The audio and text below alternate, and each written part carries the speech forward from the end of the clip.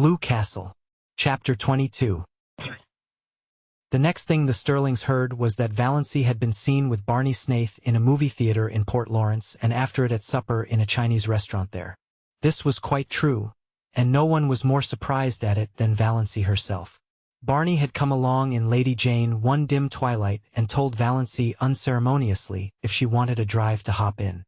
"I'm going to the port. Will you go there with me?"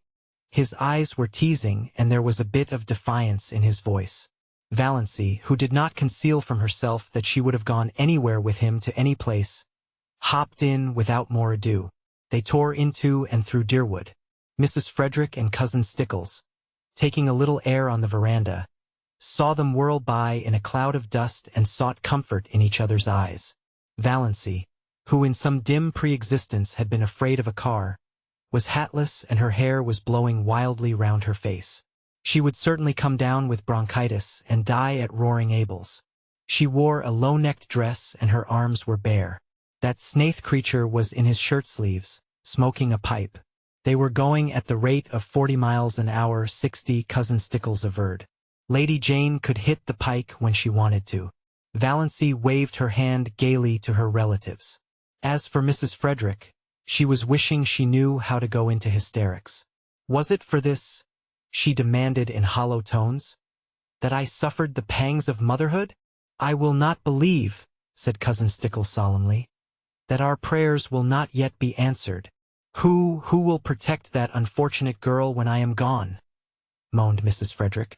As for Valancy, she was wondering if it could really be only a few weeks since she had sat there with them on that veranda, hating the rubber plant, pestered with teasing questions like black flies, always thinking of appearances, cowed because of Aunt Wellington's teaspoons and Uncle Benjamin's money, poverty-stricken, afraid of everybody, envying Olive, a slave to moth-eaten traditions, nothing to hope for or expect, and now every day was a gay adventure.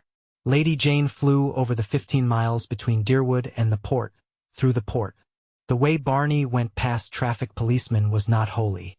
The lights were beginning to twinkle out like stars in the clear, lemon-hued twilight air.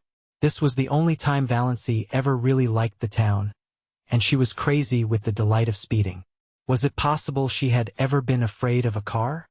She was perfectly happy, riding beside Barney. Not that she deluded herself into thinking it had any significance. She knew quite well that Barney had asked her to go on the impulse of the moment, an impulse born of a feeling of pity for her and her starved little dreams. She was looking tired after a wakeful night with a heart attack, followed by a busy day. She had so little fun. He'd give her an outing for once. Besides, Abel was in the kitchen, at the point of drunkenness where he was declaring he did not believe in God and beginning to sing ribald songs.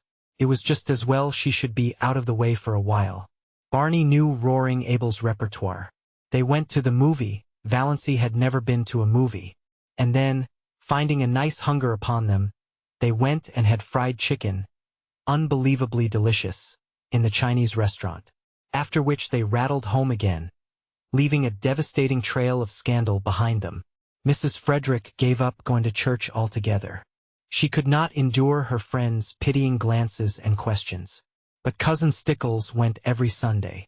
She said they had been given a cross to bear.